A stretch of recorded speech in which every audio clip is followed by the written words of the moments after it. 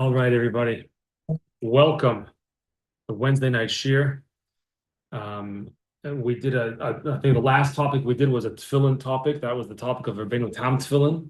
So I thought we would just continue the flow with a discussion about tefillin, and this does relate to Pesach as well, or more specifically, Chol HaMoed. And the topic is wearing tefillin on Chol HaMoed. And we're going to go a little bit out of order in the shir tonight, meaning not out of chronological order. Normally, well, not normally, often we like to go from the Gemara to the Rambam to Shulchan Aruch, and we often tend to follow the progression of things, but that's we're going to go a little bit out of order tonight and see some different sources. And tonight's shir is graciously sponsored by David Rosoff, Le'ili Nishmas, his grandfather Avram Ben Yisrael David HaKoyen. Neshama should have an aliyah. And then we're within the Shloshim now. So, schus of our Torah learning tonight should be a schus for his neshama in Yirtzat Hashem. Let's start, not at the beginning, but let's start at the end, so to speak. Let's start in the Shulchan Aruch. Source number one, and take a look in Shulchan Aruch, Orach Chaim, first book of Shulchan Aruch, Siman Lamed Aleph. These are in the group of halachos about tefillin. There's a whole bunch of sections in the Shulchan Aruch that discuss tefillin. The most important one is really most important. Who am I to rank? They have the ones that tell you where to place the tefillin. Those are probably the most important, I guess. Where to put them exactly, when to put them on, and so on and so forth. But here we have Siman Lamed Aleph on the right side of the column. It says Din tefillin b'Shabbos v'Yantif. The halachos of tefillin on Shabbos and Yantif. V'boy shnei seifim. Two halachos here, and since it's a short siman, we're just going to do the entire siman, and it is related. And we'll go through the whole siman. It's very short, as you see. Aleph. B'Shabbos v'Yantif also lahanich tefillin. Shabbos and Yantif is forbidden. Remember that word aser. Remember the word aser. It's forbidden to wear tefillin. Why? Left column. Because they, that is the tefillin, I'm sorry, Shabbos and Yantif, in and of themselves are an ois, are a sign of our connection with Hashem. And tefillin is also called an ois, is also called a sign. So you don't need two oisios, you don't need two signs, oisos. You don't need two signs. You have already Shabbos and Yantiv, so you don't need tefillin as well. If we would have another ois on Shabbos and Yantiv, that would be the tefillin. That would be as if to indicate, oh, I know it's Shabbos, and Shabbos is a sign of our connection with God, but that's not really enough. So I need to have another ois, another sign. Let me put on tefillin. That would be not so respectful towards Shabbos or Yantiv. Why does that have to be the mindset? Why couldn't it be Shabbos is or whatever Yantiv is so special that we want to recognize it through two. Why does it have to be viewed in a negative? If you give a second one, it's embarrassing the first one or whatever. Why can't it be such a positive? I hear the question. Anyone? Why can't it be a positive? The more we love something, the more we do of it, the more we have of it.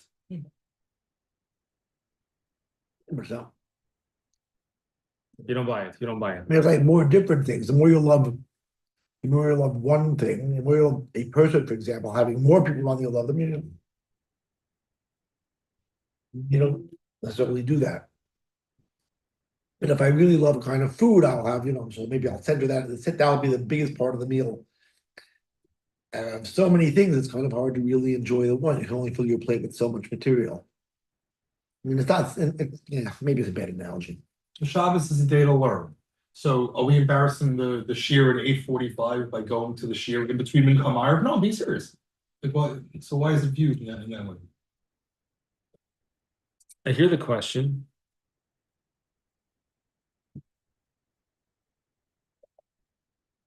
I have to think about it. I don't have a good answer off the top of my head. Don't have a good answer. I have to think about it.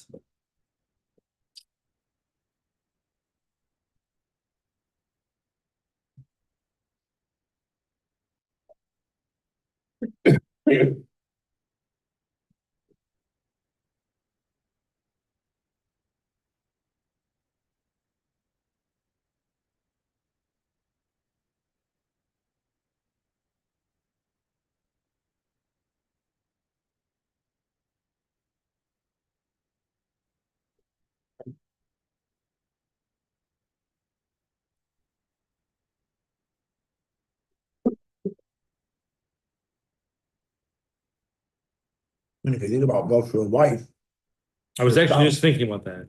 then you think, I mean, in the difference, you love for your children, having more children, you're not just, diminishing your love. But your love for your spouse, you don't go out and say, well, I'm gonna get another spouse, somewhere else, I'm gonna have to.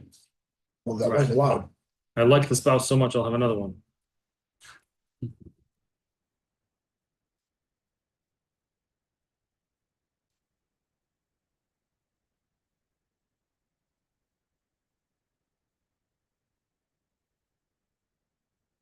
Yeah, Yeah. one spouse at a time. One spouse that's Shabbos or Tefillin, not together.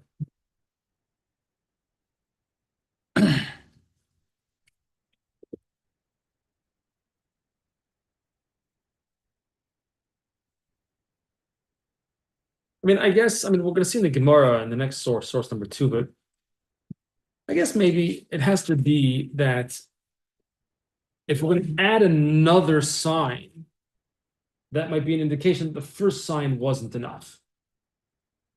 Like if I'm giving you directions somewhere, tell you, you go down the highway and it's right across from that little store near the gas station. Meaning it could be, that's a bad example, but it could be that if I need a second sign, then it means the first one wasn't really strong enough to tell you what you needed to know. So if I have if I have a sign of my connection with HaKadosh Baruch Hu, and that sign is Shabbos, then I say, let me add another sign to that. That might be indicating that the first sign, Shabbos, is not really so strong. It's not strong enough to remind me, to demonstrate my connection with HaKadosh Baruch Hu. Maybe something like that. So if I add another ois, it's not just that I like it, I want to make more signs. I want to go to another shir, like you said. But maybe the idea is that then the fact that I need another sign to remind me of the connection is an indication that maybe the first sign wasn't really so good in the first place. What are other examples of oaths? Bris milah? Is bris milah an oath? Bris milah, yeah. Okay, do you do bris milah on Shabbos? Do you put on tefillin when you have in the minyan where there's a bris milah? Well, So why would that not be that's a good question. disrespectful of the oaths? Well, you might actually say in theory that a bris would be disrespectful of Shabbos. It's another ois. However, there's an explicit pasuk that says be'etzem hayom hazeh. The bris is specifically on the 8th day. It's a gezeres hakosov, so you can't argue if it happens to be Shabbos. Good, so it's Shabbos. So the 8th day, too bad. Meaning that's for another reason. Because the pasuk says if it wasn't for the pasuk be'etzem hayom hazeh, you can't do bris on Shabbos. We are bris and Tefillin. Huh? Bris and Tefillin is a slow question. There's different customs actually. Different customs. Do you wear the tefillin during a bris milah? Does the father wear the bris milah? Wear the bris milah? For that reason? Wear the tefillin during a bris. They've been talking about some do, some don't. Because of that. I think so. There you go. I don't know. Okay. Halacha base in the Shulchan Aruch. B'chol HaMoed. Here we go. B'chol HaMoed gam kein also lahanich tefillin. It's also forbidden, says the Shulchan Aruch, to wear tefillin on Chol HaMoed. For what reason? Same reason. Period. End of story, says the Shulchan Aruch. No problem, no questions. Chol HaMoed is the exact same thing as Shabbos and Yom Tov. It's also an ois, it's also a sign, and therefore no tefillin. It's not even a question. No tefillin. Comes the Ramah. That was for the Sfardim here. Now we have the Ramah for the Ashkenazim. Hago. But there are those who say, you must wear tefillin on Chol HaMoed. And that is the custom here in our region, in Poland and Europe and so forth. We do put them on Chol HaMoed, and not only that, we say a bracha on them as well. Ella, you just don't say the bracha out loud, like you normally would. So, Achloikes, Svardim, Ashkenazim. According to the Svardim, you do not wear tefillin. In fact, it's usher to wear tefillin on Chol HaMoed. According to the Ashkenazim, you must indeed wear tefillin, including a bracha and everything on Chol HaMoed. Now, let's go back in time. Let's work our way backwards to the Gemara Menachos. What is the source? Where does this all come from? And why do we have to? It's a pretty big tefillin, right? Last I checked, is a mitzvah d'oraisa. It's like a pretty big like this. Yes, you do the mitzvah. No, you don't do the mitzvah. It's not like, some other kind of machlekes. We're talking about a mamisha dindo raiso, and we can't agree whether you should do it or not. It's a pretty fundamental thing. Well, it's also two extremes. It's not just mutter or usher. It's like it's usher or chayav. Like in other words, either you have to or you must not. Yeah, Like there's no room for yeah, like right. choice. That's exactly correct. That's exactly correct. We're going to see more about that later, God willing. Let's take a look in the Gemara, source number 2, Menachos, Daf Chav Zayin Amud Beis. Rabbi Desanya. Rabbi Kiva Omer, second line here. Rabbi Kiva Omer.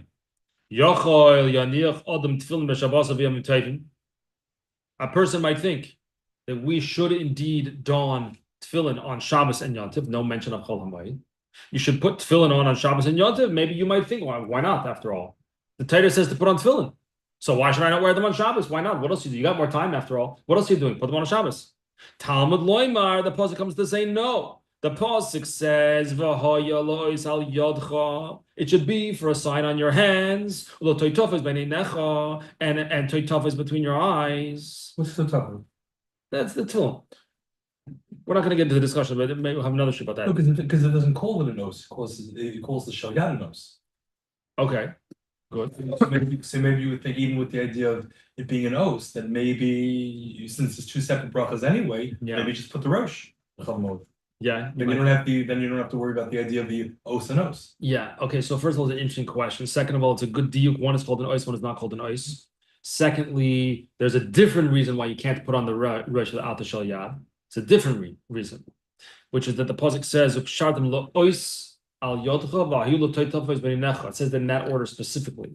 So first comes the yad and then comes the rosh. Dafka in that order. You can't do it out of order. So if you don't know, so yeah. So what does this teach us? Mishat tzrichin ois, one who needs an ois, there should be an ois, whether without getting into discussion about is it the yad or the rosh, tefillin are an ois. So who needs an ois? Mishat tzrichin ois. If you need an ois, then you do it. Yotzu then comes to exclude Shabbos Aviyam Tovim. Shehin gufan ois. So you don't need another ois. They themselves are the ois. So you don't need another ois. Chol HaMoed, no mention.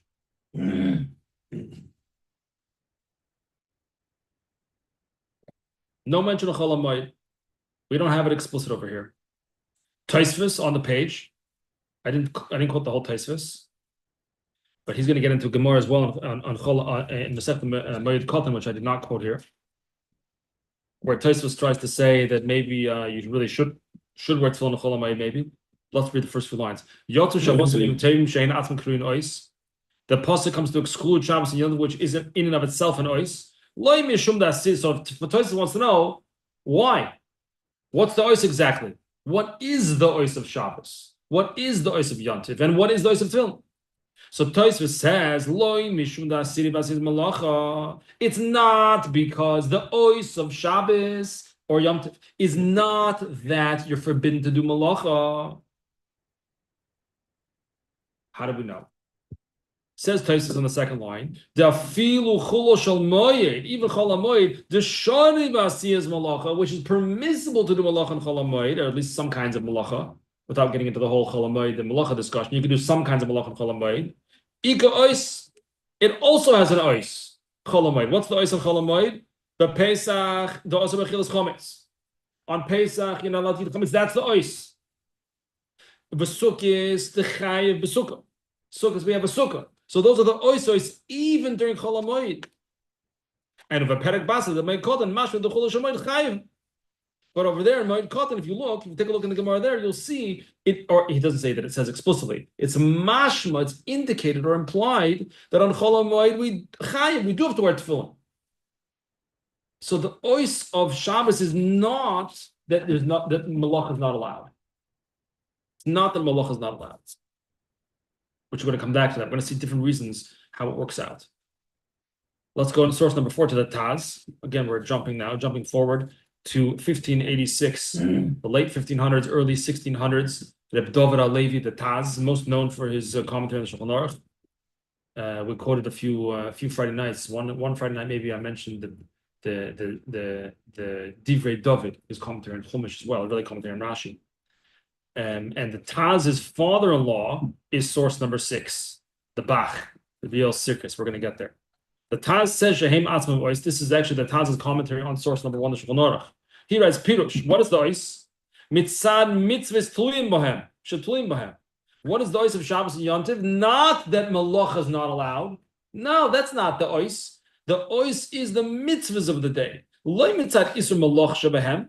And for that very reason, says the Taz, Umishum hochi gam b'chol hamoed ein lo nicham. And for that reason, we don't wear tefillin on Chol Hamoed. Why? Because it has nothing to do with whether malacha is forbidden or not. It has to do you have a mitzvah that is unique for that day? And the mitzvah for Pesach, right? Some say no, that dafka mitzvah isur malacha voice shel Yom Tov Shabbos. That's the Yesh Oimrim in the Ramah, source number 1. The Ramah said the svara of the Yesh Oimrim that we should put on tefillin is that the reason in the Gemara Menachos to prohibit tefillin on Shabbos and Yontiv is because of the Isur Melacha on Shabbos and Yontiv. And on Chol Hamoed is Melacha Aser? No. So therefore you can put on tefillin. That's the svara of the Yesh Oimrim. So the machlokes depends on what is the reason not to put tefillin on Shabbos and Yontiv. Is it option number 1 because you don't do malacha? And there's something about the nature of the Isur Malacha that means no tefillin. So according to that svara, Chol Hamoed, you should put on tefillin.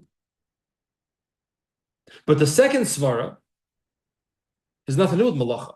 It has to do, as the Taz says, mitzvahs sheteluyim ba.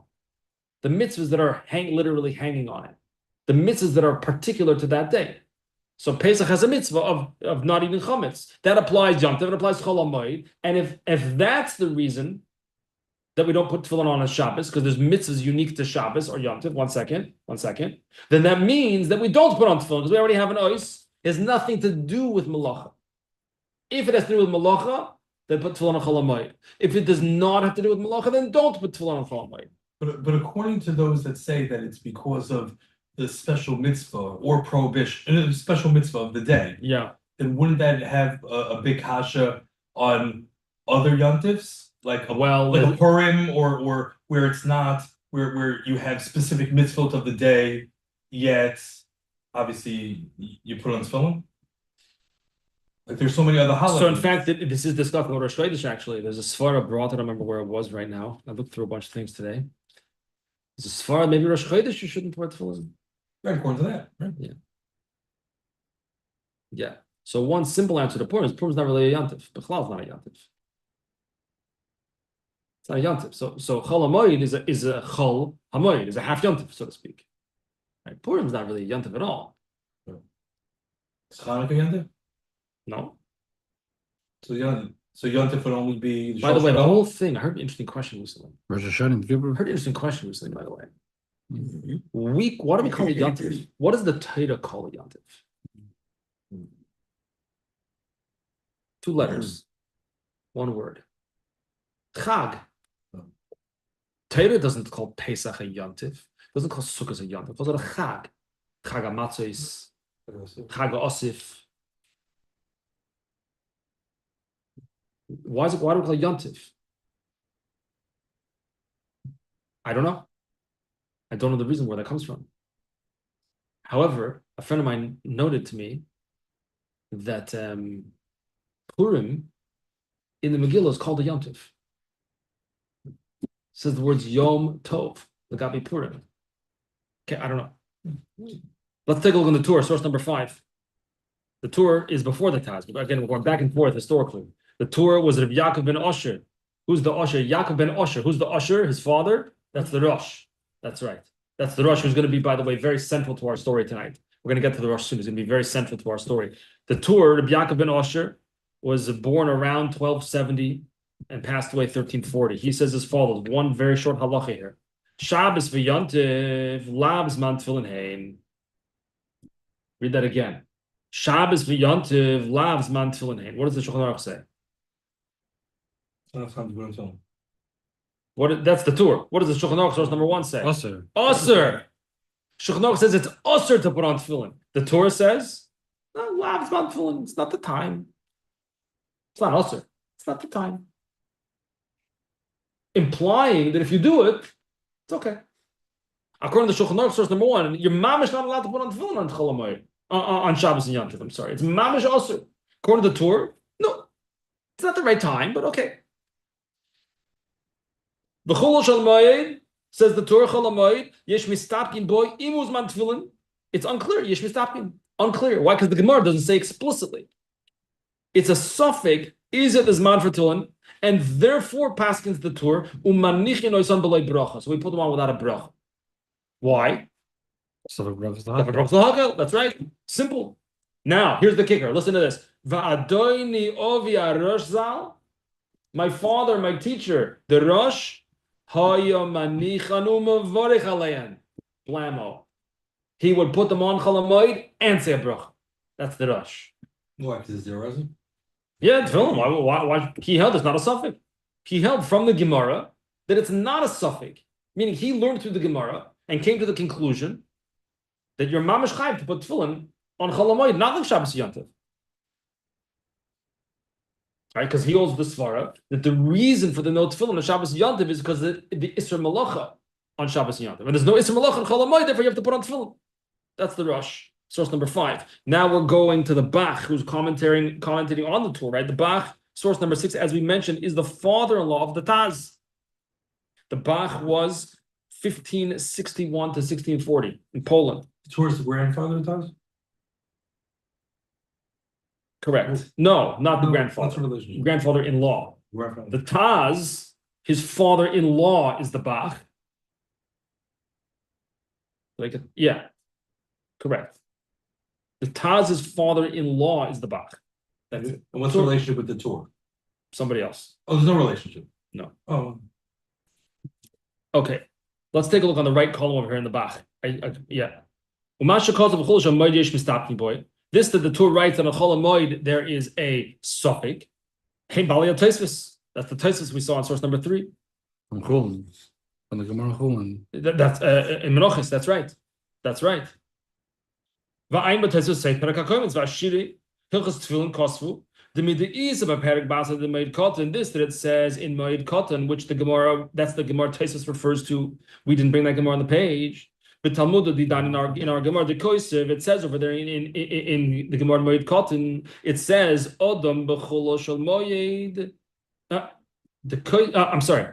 Talmud did that. It says the Kosev Odom b'Cholo Shel Moed Tefillin la'atzmoi. A person is allowed to write tefillin, if you know how, on Chol HaMoed, even though you're not supposed to write on Chol HaMoed, tefillin for yourself, avaloi la'cherim, but not for other people. What's the difference? If you can write them, you can write them, right? Why should you be able to write them for yourself but not for others? Alma, so we infer from here, the mutar lanichen b'chol Shel Moed implies you're allowed to put them on Chol HaMoed. Why else would you write them for yourself? The Yosser, if it's forbidden, and if you're only writing those tefillin to wear them after Chol HaMoed, then what difference would it make whether you write them for yourself or for other people? So you could write them. Why could you write them for? So you put them on. So he says, implied from the Gemara that you are allowed to wear tefillin Chol HaMoed. There's a whole long discussion over there. But in the Talmud Yerushalmi Mefurash, the Manichem b'Chol Shel Moed, it says there explicitly, we put tefillin Chol HaMoed. The Gomer Hosam, it says over there, the Kosev Adam tefillin b'Chol Shel Moed, afilu la'acher. You're allowed to write tefillin Chol HaMoed even for someone else. If you need them for Chol HaMoed, you'd be allowed to write tefillin on Chol HaMoed for someone else if they need to wear them on Chol HaMoed. Pretty clear. Pretty clear, you wear tefillin Chol HaMoed. Aval, but the Yerushalmi says if you don't need them in Chol HaMoed, you need them only after Yantiv, or for yourself. Then you could write them on Chol HaMoed, so you have them ready right away. Because once Yantiv ends, now it's Yantiv, you have to clean up from Yantiv, you're tired, you're supposed to sit down at night, plus at nighttime you can't see so well because all you have is a candle on the table, you can't see to write the tefillin properly, they should be ready for the next morning already. It's not practical, so you're allowed to write them Chol HaMoed. But not for someone else. Now, Vayeshem Mistapkin boy, what does that say? Doichim harayis v'soivim. The Hani Tanoim Amorai command Amar Shabbos v'Yontiv Zman Tefillin Hein. Oh, it says like this: these Tanoim and Amoraim that are saying in the Yerushalmi that you are allowed to write Tefillin on Chol HaMoed because you wear them on Chol HaMoed, also hold that you wear them on Shabbos and Yontif. That Shabbos and Yontif Zman Tefillin Hein. Remember, look at the Torah. Remember, he just said Lav Zman Tefillin. He didn't say it's Aser. So others felt that you're allowed to wear Tefillin on Shabbos. But for us, meaning how we paskin, the Lav Zman Tefillin Hein. That Shabbos and Yontif are not the time of Tefillin, then Bechlal Yontif heavy. So it's a Yontif. Bechlal Yontif heavy now Chol HaMoed. Then Chol HaMoed is also like the Yontif, and we don't wear Tefillin either. The Ois the Chag Pesach also Bechilas Chometz. The sign, the Ois of Pesach is the Isur of Bechilas Chometz. The Suk is the Chayav Besukis. Period. So after this discussion, what is the bottom line? Says the Bachul Inyan Halacha regarding the Psak Halacha. Naro Naharo Pashte Anan b'Malchusenu Noigin Lahanicham. In our country, meaning in Poland and Europe, we wear the tefillin Ulavarich Aleyan, and we say a brach on them Kimaharam, like the Mayor of Rothenburg, the Harash was quoted in the Torah explicitly. So we wear them. The Ashkenazim wear them. Chol HaMoed.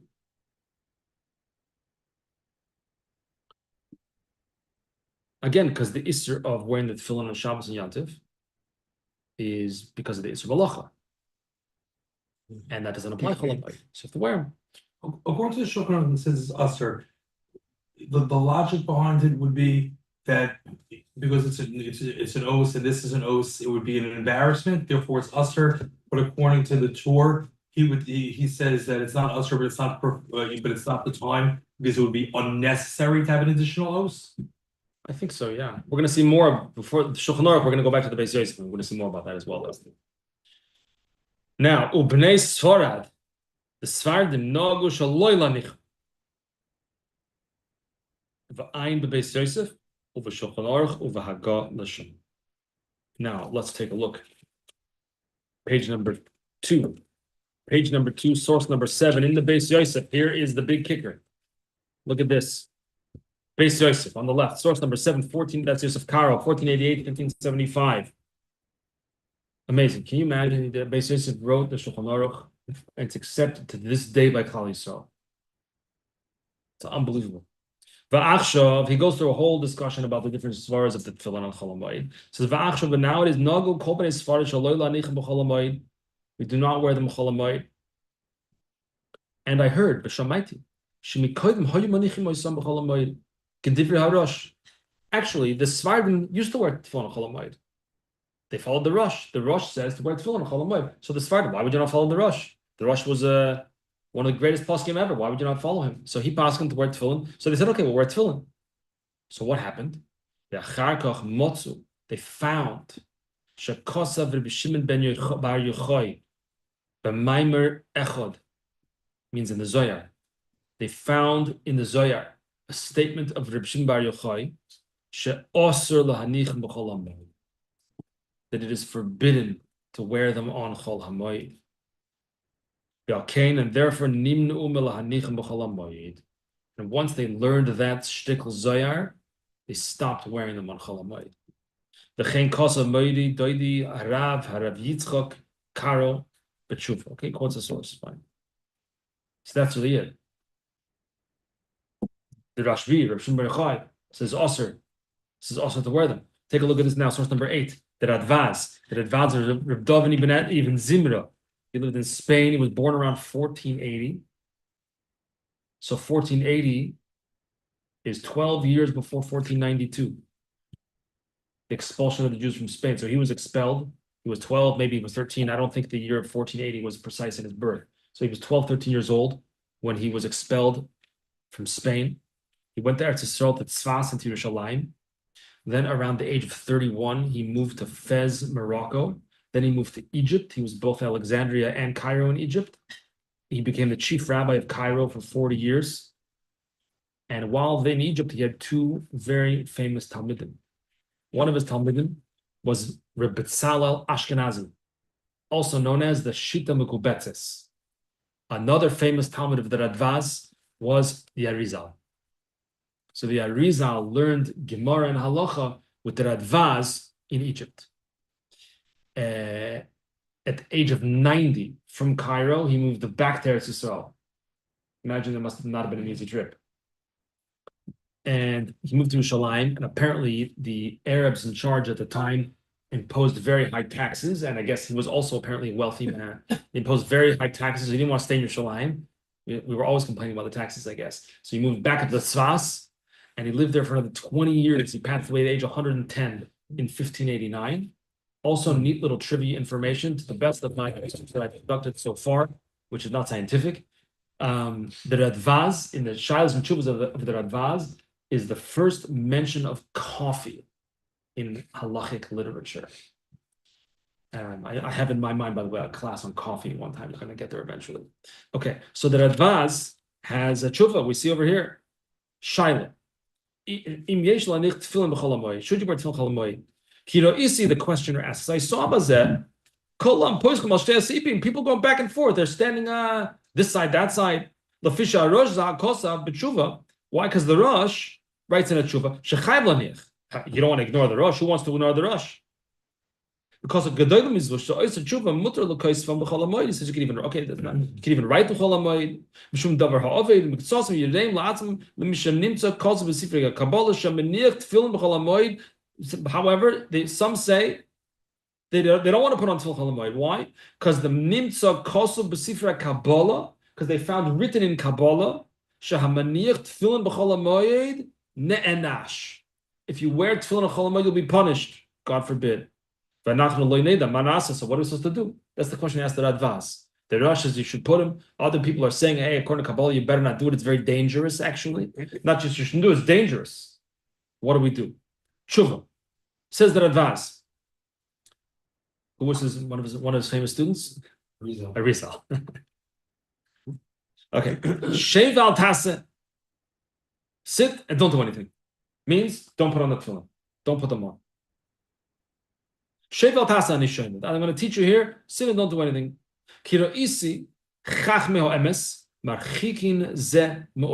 I saw people who are the chachmei ha'emes, means the mekubalim, that they are distancing themselves from it. Not just that they're not doing it. They're pushing it away. I don't want to have anything to do with it. Did you hear this from the Arizal? I don't know. Shuv Matzasi. I also found written. The Rashba was asked, the great Rashba. I was very happy with his response to this question. And this is what he said. That it's also in Chol also he says HaMoed is also with Malacha. It's also from Malacha that's not Malacha ha'ovid. It's not Malacha that if you lose it, you're going to lose money. Okay, I don't know if this is not directly related. I mean, it's related, but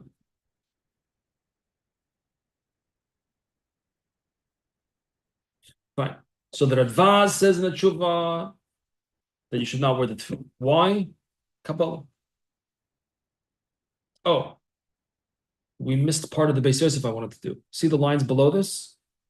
Below the Radvaz, that's actually a continuation of the Beis Yosef. I forgot to do that from source number 7. Look at the Beis Yosef at the end here. In the middle of the line. Since in our Talmud, means in the Talmud Bavli, this halacha of do you wear tefillin chol hamoed is not it's not stated clearly. Therefore, the question becomes rhetorical questions in the Beis Yosef.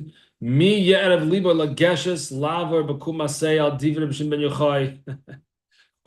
Who is going to dare to approach Reb Shimon ben Yochai and go against what he says?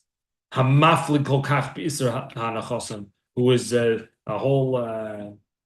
It's very frightening. The Beis Yosef actually quotes the whole passage from the Zohar, and it speaks. It says the person is chayav misa, God forbid. So he says, who's going to dare to approach and transgress what the Rashbi says? The Rosh says to do it. Okay, the Rosh says to do it, but you want to mess with the Rashbi? Don't mess with the Rashbi. That's the Beis Yosef's conclusion, which is why, if we go back to source number 1, we see that he says it's also. right? Source number one, halacha base, the Chol HaMoed Gam can also learn tefillin. Why? Because of the Rashbi. However, in the tour, on the page of the tour, we saw before the tour in the Bach. However, take a look at source number 9, the Darkei Moshe. Darkei Moshe is the Ramah, or Moshe Isserles, 1530 to 1572 in Krakow, Poland, wherever he was exactly, Krakow. And in addition to what he's most famous for, which is the Ramah, his commentary on the Shulchan Aruch, his, I guess you could say, his additions or his notes to the Shulchan Aruch, to the Machaber, he also wrote on the tour, the Darkei Moshe, where a lot of his rulings in the Ramah are taken from. He also wrote, by the way, a Pirush on Megillas Esther called Mechir Yayin. And I just bought a copy of it, a used copy, an old used copy, with a beautiful binding that made it worth the purchase just to have a book that looks that nice. The binding has like a beautiful stamp on the cover, but very, anyway. So he wrote Mechir Yayin on Megillas Esther. He wrote others. He wrote numerous others for him as well. Here, the Darkei Moshe is on the bottom of the page of the tour. And he says, same thing it says in the Shulchan Aruch, in the Ramah. We wear them. We wear them chalamayim. Mevarchin alayim. We say a bracha k'divrei Rosh, just like the Rosh. Meaning you already have the Rosh. What more do you need? The Rosh has to put them on with a bracha. So what's your issue? Put them on. Ela she'en mevarchin alayim b'kol Rama Beis HaKnesses. It's just not out loud. Don't say the bracha out loud. K'may b'sharim masachol. Which we saw that already in source number 1 as well. And this is where it comes from, the Darkei Moshe here. Now, the Darkei Moshe, again, who lived in the 1500s, studied together with the Maharshal, Reb Shlomo Luria. No relation to Reb Yitzchak Luria, the Arizal. No relation. Reb Shlomo Luria, source number 10, often called the Maharshal. He also has a commentary on Shas called Yam Shel Shlomo. And you see him all the time quoted in the Noisa Kalim and the commentaries on the Shulchan Aruch. Sometimes it says Marshal, sometimes it just says Rashal. Either way, he was also lived in the 1500s and again studied with the Ramah. So look at this over here. This is one of his shuvos. Shuvos Tzadik Ches 98 on the right side. Da ahuvai. No, my beloved one. Chadoshim Mikora. This is just, I quoted this whole thing because it's just a Gishmak Aloshim. Chadoshim Mikora Voyu. New people have showed up at the plate. New people have showed up. They want to be amongst those who are Kabbalists. And they want to be those ones who have the hidden midrashim. The term for Zohar also. But from the weakness of their vision, they didn't know how to look at the light of the Zohar. What, you think you open up the Zohar and you understand what it means? You don't know what it means. You don't know how to read the Zohar. You don't know how to say, you don't know how to say pshat in the Zohar. So you read a passage in the Zohar and now you're conducting your life according to it? Who are you? You don't know, you can't see the light of the Zohar, he says. You don't know what's coming and going and what the meaning of the Zohar is. Now all of a sudden you're changing, you're deciding whether you should do mitzvah d'oraisa based on the Zohar. What are you doing? They saw this is in the Rashbi. You should know my beloved one is writing the truth to this person. All my rabbis, all my ancestors, the holy people, that they got shimush, means that they served and they learned halacha and they learned the practice and how to conduct oneself properly as a yid. They served the go'onei olam, the brilliant geniuses of the world, right? Like the Rosh, for example. They don't follow the Zohar. They follow what it says in the Gemara, what it says in the Poskim, like the Rosh. Listen, this is very sharp. Listen to this. If Rabbi Shimon was standing in front of us, and he would scream at us, and he would say, guys, what are you doing? You're not supposed to wear tefillin Chol HaMoed. Would we listen to him?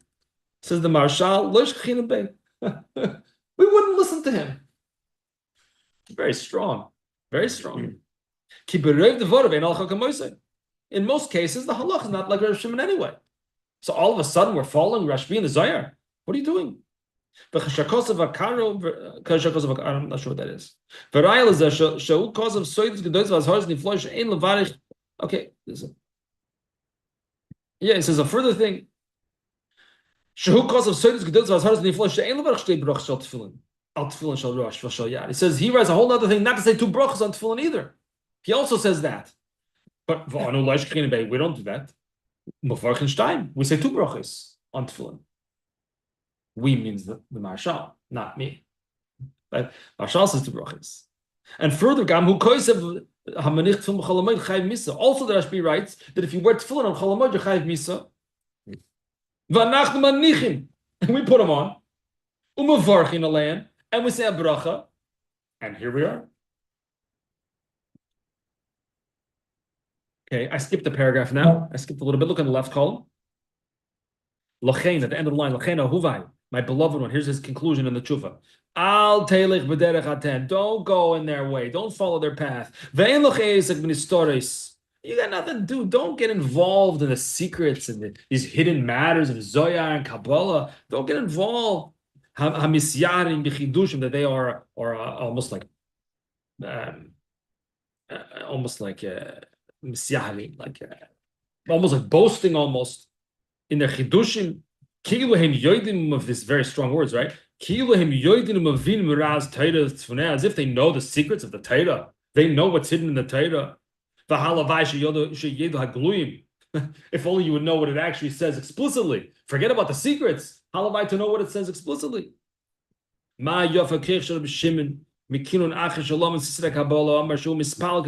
So as great as Reb Shimon is, we have the story of a different one, who's a different Mekubal, a different sage. Shalom he studied the secrets of Kabbalah. Omar, and afterwards he said, and he said, now I can daven like a one-day-old baby. Meaning, learning the secrets of Zohar made him realize he knew absolutely nothing. I'll daven like a one-day-old baby. I know nothing. V'day l'mevin. And this should suffice for those who understand. Plain point is, don't get mixed in and involved with Kabbalistic practices. I further want to tell you, I received the teaching, the halachic teaching, from my great father-in-law, Marina Harav Klonimus Zal, Shekiba Ma'achosar Agadol Marina Harav Daniel Zal, that he received from another great sage, Shayatalmid Mufak. He was the great student. Vishimesh, and he took shimush with me. He learned the halakha, how to paskin and how to practice. Marino Harav Israel Baal Trumas Hadeshin Zal, the author of the Trumas Hadeshin, one of the Gedolei Aposkim. And what did he see there? And he saw exactly what we do. No tefillin on Chol HaMoed. Al kain, no gedarkicha. Continue in your path.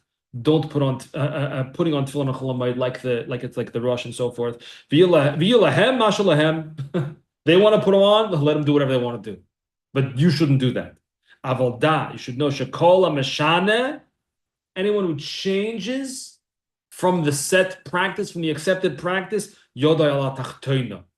His hand is below, meaning he's not practicing properly. V'yodeinu, but our hands that are practicing in accordance with the Rosh and the great poskim and so forth, yodeinu al halayoina. Our hand is above. We are correct. We are vindicated. The fact that it says something in the Zohar, come on, you know how to read the Zohar. You don't know anything. Stick to what halovai. You should know what we know. Halovai, we should stick to what we know. That's the Marshal. Very strong shuvah. I enjoyed the lashon here, so I want to quote pieces of that. Now, one point I also want to say, we're going to run out of time as always. The Pri Megadim source number 11. He writes. I'm not going to read it inside. He writes interestingly, since we spoke about Rabbeinu Tam Tefillin last time, that he says that you should wear Rashi Tefillin Chol HaMoed, but not Rabbeinu Tam Tefillin Chol HaMoed. Why? Because first of all, the Zohar, you have a six fake. First of all, maybe you should not put them on because maybe the halach is like the Zohar. That's one suffix. Maybe the halach is like the Zohar. Don't put them on. Second suffix is maybe halach is like Rashi in the machlekes of Rashi and Rabbeinu Tam. So we have a sveka, two svekas about Rabbeinu Tam Tefillin. Don't put them on. Okay, just a side thing. Couldn't put it on so you don't make a bracha. It's viewed as a regular piece of leather. Didn't we learn like one of the weeks? Good question. Look at source number 14. Source number 14. Igros Kodesh from the Lubavitcher Rebbe. A letter from the Rebbe I found about exactly this. Someone wrote to the Rebbe. Someone apparently had been davening in a shul where the prevailing minhag was to wear tefillin Chol HaMoed. And apparently this person did not. And from what I'm gleaning from this letter, again, we only have what the Rebbe wrote to the person. We don't know what the Rebbe wrote, what the person wrote to the Rebbe. But what I could infer is the person was davening in a shul where it was probably Nuscha Ashkenaz. They wore Tefillin Chol HaMoed, and some people were saying something to him. How come we're not wearing Tefillin? It's supposed to wear Tefillin.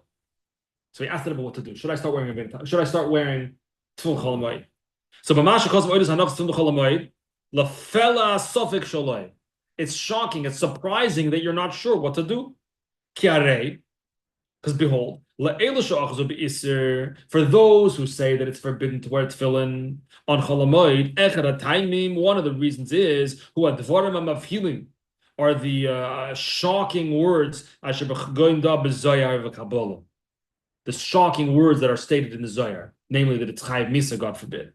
So that's first of all. So what's your question? Umesham Gam, move on. We can also understand from there, from the Zohar, that if there's a danger involved in putting them on, then Mesham Gam, move on. Not saying a bracha doesn't help. If there's a punishment for putting them on, then how does not saying a bracha help? So the Rebbe, listen to the Rebbe's advice to this person. Best thing is, don't daven with that minion. Or daven alone. The Rebbe says, or daven alone. But numerous minyanim, you can find another minion. Then you don't have a problem. You don't have the issue. So not saying the bracha doesn't help. If it's a problem, it's a problem. Let's go back to source number 12. The Alter Rebbe, and maybe we'll have to conclude with that. The Alter Rebbe, 1745 to 1812. Now, the Shulchan Aruch Harav is the same as the Shulchan Aruch, basically, but there's three fundamental differences, if I may say so. Or I should say three fundamentals in the reasons why the Alter Rebbe wrote a Shulchan Aruch. First of all, he's told to write it by the Mizrach Mag. But what was the goal? I mean, you're not looking to rewrite Yosef Karo. There's nothing wrong with what Yosef Karo wrote. It's perfect as it is. But what his focus was three main things. Number one, organization. Number two, explanation. And number three, arbitration. That means psak halacha. And what the Alter Rebbe generally does, not generally, or always does, is he gives a systematic account of what is happening. He gives you the background information systematically. He gives you the premises behind the halacha before establishing the actual halacha. But the Shulchan Aruch doesn't do that. Shulchan Aruch tells you the halacha for a good reason. One example connected to Pesach. If you look up Hilchos, if you look up the halachas of the Zman B'dikas Chometz, which is Siman Tov Lamed Aleph in Shulchan Aruch. In the Shulchan Aruch itself, there's two halachas. In the Alter Rebbe Shulchan Aruch, there's 11. Because he starts by establishing the premises, and is it Doraisa, is it Rabbanan, and going through the whole thing. And then you can understand, this has practical differences as well. But anyway, so that's what he's going to do a little bit here. Let's take a look. Base. Source number 12, the Alter Rebbe Shulchan Aruch. Siman Lamed Aleph. Yesh Oimrim, there are those who say, the ois, the sign of Shabbos and Yontiv, is the obligation of doing the mitzvahs on those days, which we're going to see, which we already saw, right? That's the prohibition of eating chametz on Pesach, the Sukkah and Sukkot. And therefore, Gam Chol HaMoed ein zman tefillin. According to that reasoning, Chol HaMoed is also not the time for tefillin. How so?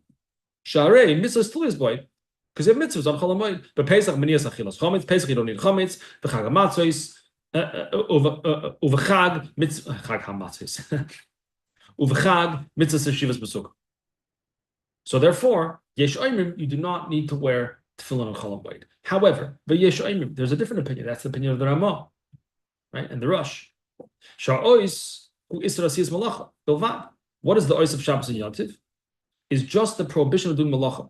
And leficha Chol HaMoed shemuter b'malacha min ha'Torah chai b'tefillin. So you have to wear tefillin. V'chein noigim b'chol glilos eileh. That's exactly a quote from the Darkei Moshe from the Ramah, and that's our minhag here in Russia. That's the minhag to wear tefillin on Chol HaMoed, la nichan b'moed, ulevarach alein, and to say a bracha. This is straight from the Ramah, right? Ela she'en mevarchin alein b'beis knesset b'kol haram, which is not allowed. K'ma b'shayim Rosh Hashanah. Why? If you're not saying a bracha, you're not saying a bracha. If you are saying it, why you don't want someone else to say amen? So we saw in the Darkei Moshe and the Ramah, same thing, right? same person. That you should say a bracha, but quietly. And the Alter Rebbe says also quietly, but why? I lost my place. Lahoiras, to indicate, to show, sheyesh bahen ksas kedushas ha'os. There is in Chol HaMoed a little bit of the kedusha of the ois of Shabbos and Yom. So therefore, the bracha is recited quietly. Void, and furthermore, there's another svar bichlal. Don't say a bracha at all. Therefore, those who do bless quietly.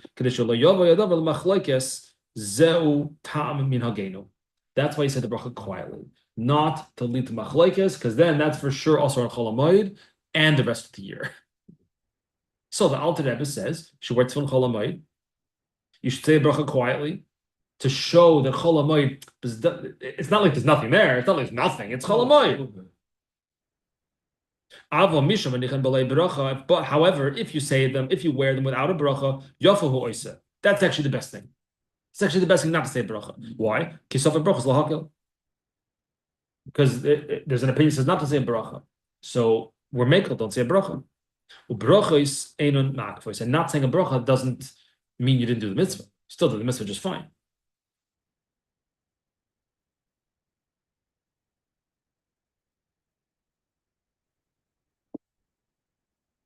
Why is it considered a suffolk bracha for those people that feel like you're supposed to put on tefillin, right? Why would it be a suffolk? Why would the bracha be suffolk? Like either you feel that for reason A you don't put on tefillin, or for reason B you do put on tefillin. Yeah, because meaning when do we say there's a suffolk? Or I should say, when do we take someone else's opinion into account? Because Ein l'davar soif, right? There's no end to this. Right. Any halacha we're going to have, we'll find a halacha that shows a different thing. So the answer, brief, is it depends who it is. Depends who it is. So in this case, the Shulchan Aruch paskins not to wear tefillin, which means you can't say a bracha. Can't say a bracha, something you can't do. Right. But the Rosh says you put on tefillin, there's no stomach there. So he said the bracha, the Rosh, but you have the Rosh. You have the Beis Yosef. The Rosh is a Rishon. Okay, Beis Yosef, but still, we have the opinions that say that are choshev enough opinions, if you want to call it that say no bracha. Why no bracha? Because there's an opinion that says not to wear them. So,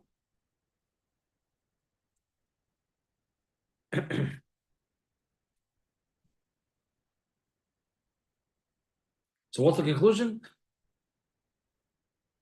What's the conclusion? Well, the Marshal said in source number 10, Yihiyeh lahem masha lahem. Do whatever you do. He said it in a You do you. He said you do you. He said it in a different context. He said it after tearing them to shreds for not knowing anything, for not knowing how to read a Zoyar, for not even knowing what it says on the page in front of you explicitly. He tears them to shreds, and telling the person questioning him, don't change your pride. What are you doing? And stick with what's tried and true. Stick with the Rosh. Stick with the Tefillin. Okay, you do you. So what's the conclusion? I don't know. I mean, what if Hasidim go like the Svarim, the Zoya? yes. So in the Shulchan Aruch, the Alter Rebbe says you should wear them. Chabad custom is not to wear tefillin. And Hasidim also, b'chlal. Hasidim, yeah. I got the Sefer recently. I didn't. And a lot of people too. Like I've seen a lot of. I think I have Hasidic blood. But seriously. I think a lot of Ashkenazim don't wear that. Like I see some, but not. I mean, as far as I know, most don't. Most don't, right? Yeah. So why? But if you You don't, see in Queens sometimes people that wear tefillin Chol HaMoed, you see them going Yeah. standing in the back of the shul. Yeah. Right. I don't know if they say the bracha out loud or not. Maybe that's not to show stand in front of the shul with your tefillin on, and maybe the rabbi of the shul or maybe the prevailing custom not to wear tefillin. You're going to stand with your tefillin. It's like, what are you doing? according to So maybe that's why you go in the back of the shul. according to someone of the Rabbanim here, they said you shouldn't daven that meeting. That was the Rebbe. The Rebbe said that. Oh, He said if you need to stop by yourself, he said. But so in the Siddur, that's really footnote 13, in the Siddur of the Alter Rebbe, where he wrote that's not like an art scroll Siddur. Not that there's anything wrong with art scroll, but the Alter Rebbe Siddur, he himself wrote the instructions, and he wrote it after the Shulchan Aruch. So in the Shulchan Aruch, he writes before Hallel. I'm sorry, in the Siddur, which is written after the Shulchan Aruch. And actually, I had someone called me up this week and asked me why the Alter Rebbe, regarding actually certain things about Tefillin, says something differently in the Siddur than in the Shulchan Aruch.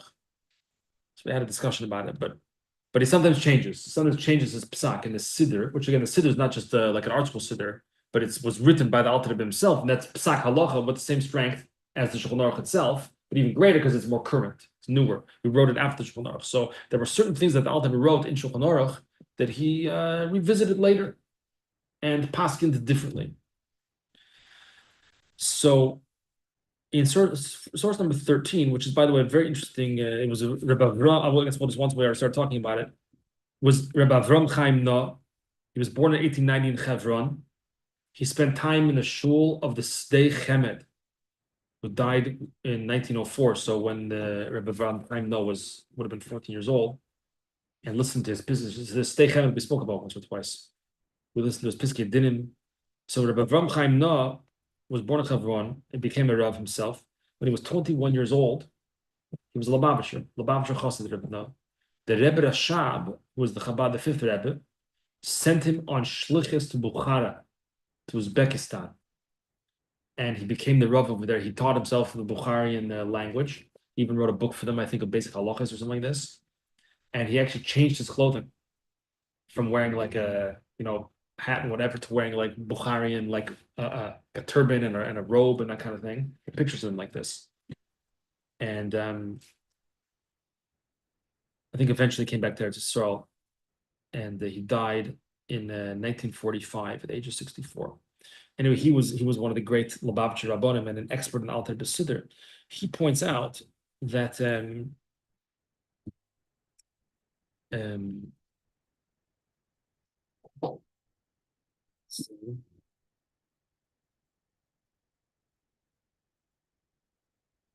yeah, in the Siddur of the Alter Rebbe by Hallel, it tells you, the instructions written by the Alter Rebbe tell you, I'm on the fourth line of source number 13. Misbar, the sphere like the ein manichin tefillin b'chol HaMoed. It seems that the Alter Rebbe in the Siddur, you don't put tefillin b'chol HaMoed. Mimasha kosu b'Siddur acher Hallel, because in the Siddur after Hallel it says Mosei lahasira tefillin b'Rosh Chodesh. It tells you when to take your tefillin off on Rosh Chodesh, because you say Hallel on Rosh Chodesh, and when you take it, do you leave them on for Musaf or not? We know you don't, but it tells you when to take your tefillin off. V'loi bi'er Mosei lahasir b'chol HaMoed. But he does not tell you when to take your tefillin off in Chol HaMoed. And the question will be the same, to take them off before Musaf or not. But he doesn't tell you about Chol HaMoed. Shma mina, the ein manichin klal b'chol HaMoed. So he says here, from this diuk, from this inference in the instructions of the Alter Rebbe and the Siddur, you can infer not to wear tefillin on Chol HaMoed. Why wouldn't we infer the other way? Say, what do you mean? Why wouldn't we infer that you should normally wear the tefillin the entire davening, but on Rosh Chodesh, you take it off before Musaf? Well, I guess the question is when exactly to take them off, before Kaddish or after Kaddish, but for sure before Musaf, because Right. Musaf you say Keser in the Nusach of Nusach Sfar, Nusach Arizal. You can't have the Keser of the Tefillin, which is the crown of the Tefillin Shel Rosh, and the Keser of Kedusha at the same time. No, I understand. But why is the assumption that because it only talks about taking the tefillin off before that time on Rosh Chodesh, that it means that you wouldn't put the tefillin on at all on Chol HaMoed? Why couldn't the inference be that because it specifically says take it off before Musaf or before whatever on Rosh Chodesh, it means that you would keep it on the entire davening for Chol HaMoed? Why isn't that the thought? Why is it? It would all Because we know you're going to take them You off don't before put it on. Musaf. We know you're going to take them off before Musaf. The only question is when. even on Chol HaMoed. Even on Chol HaMoed. Oh, yeah, okay. But it doesn't tell you anything. Mash, because you don't need to know when to take them off because you're not wearing them in the first place. Okay, that's all I have for tonight. There's a lot more. I got a sefer recently called Ois Chaim, which I mentioned I think last week, and the Rebbeinu Talmud Shir, I mentioned it, which is written by the Munkach of the Minchas Elazar, and he there has like 10 or 15 pages on this, and I just didn't have time to go through all of it and put quotes on it, but maybe another time. Once again, the Torah study was Le'ilui Nishmas Avram ben Yisrael David Hakoyin is the Shabbat Havin Aliyah. And thank you for coming. And hopefully next week we'll do something. Hopefully do something more closely Pesach related. I hope. But if you wear it, whatever your minhag is what you should do. Oh, this is related to HaMoed. Related to Chol HaMoed? Exactly. Okay. I remember one, when I was in